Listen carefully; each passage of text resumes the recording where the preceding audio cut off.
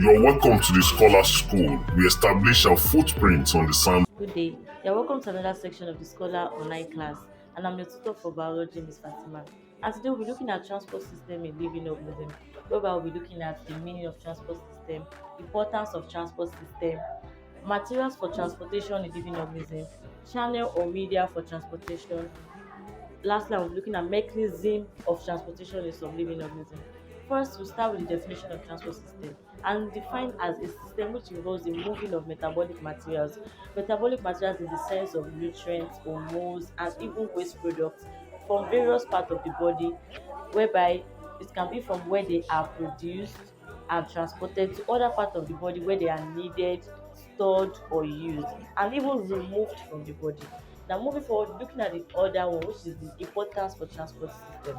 Now, transport system is important in every living organism. Why? Because it is used for the transfer of hormones from the site of production to the site of action. Hormones are produced in the nerves and they are taken to different parts of the body for what? For action. Another importance is for the transfer of glucose to various parts of plants. In plants also, after the manufacture of glucose, it is also transported to the various parts of plants for usage. Also, transport system is important because they are used in moving metabolic waste such as carbon dioxide through the lungs, urea through the kidney, and also water which can be in form of sweat through the skin. It is also used to obtain essential materials such as oxygen, that's when we're breathing in living organisms like man and other vertebrate organisms, and also water for plants where they use their roots in absorbing water. Also nutrients also, it is used for the for transportation of nutrients to all parts of the body. Again, I said it is used for transportation of nutrients to all parts of the body. Also, it is used for moving water and mineral salts from the soil through the roots to the various parts of the plant. So plants basically they make use of their roots for absorption, and with the help of transport system this water is transported to all parts of the plant. Moving forward, looking at materials for transportation in living organisms. Here we'll be talking about the materials that are transported, or when I mean transported, it can be taken in or removed as products from the body. And one of the examples is oxygen. Oxygen is absorbed through the lungs and is passed through the transport system to all parts of the living organism cell. Another one is carbon dioxide, which is being taken out of body cells through the lungs. Oxygen is being taken in when you breathe in during respiration, while carbon dioxide is when you what breathe out. Now, and it's also brought out to the lungs. Now, urea from the body cell is being taken to the liver and is what excreted. Also, excess salts from body cells are being taken out through the skin as sweat and also through the kidney during urination excretion. Lastly, water from the body of living organisms are also excreted through the skin, through the lungs and the liver, etc. Moving forward, we'll be looking at materials for transportation in plants.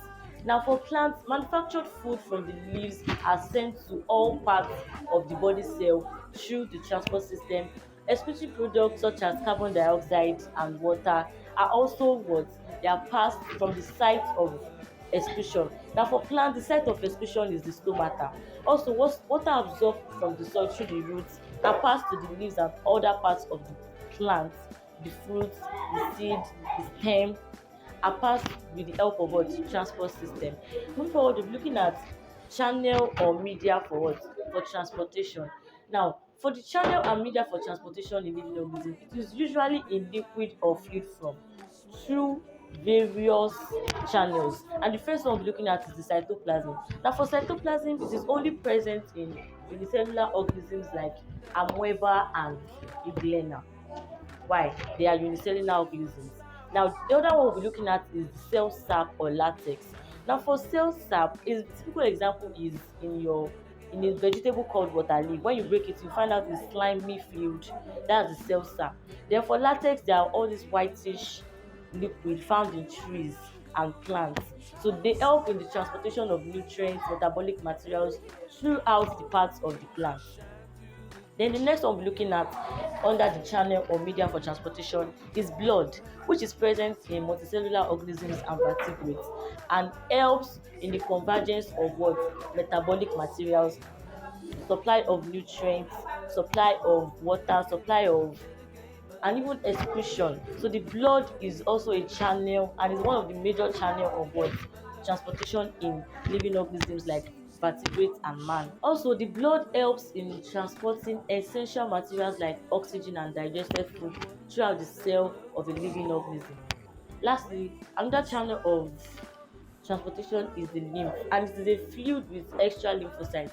When you hear the word lymphocyte, these are white blood cell with no red blood cell. Lymphocytes are white blood cell, and their movement is enhanced by muscular action through the lymph vessels. Now, moving forward, we'll be looking at mechanisms of transportation in some organisms, where we'll be looking at various organisms, and the first one is unicellular organisms. Unicellular organisms are organisms with just one cell, like your amoeba and Ibulina.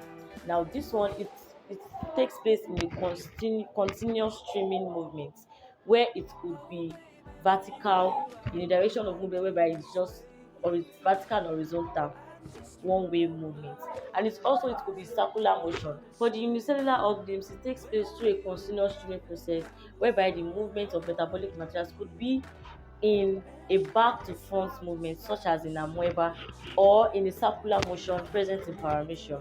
Moving forward, looking at multicellular organisms, and a typical example is your flatworm. Now flatworm, they have large body surface area with high volume ratio and extensive branching of their guts throughout the body, which makes the food and oxygen to diffuse into all the body cell. Now during the movement of the body wall against the other part of the body, which assists to transport waste out of their body. Now lastly, we'll be looking at another type of multicellular organism, which is man. Now for man, it involves the use of the blood and the lymph. Now talking about the blood, and the blood is a tissue which is in fluid form. When you say fluid form, these are semi-liquid. That means it's not fully liquid, they're semi-liquid.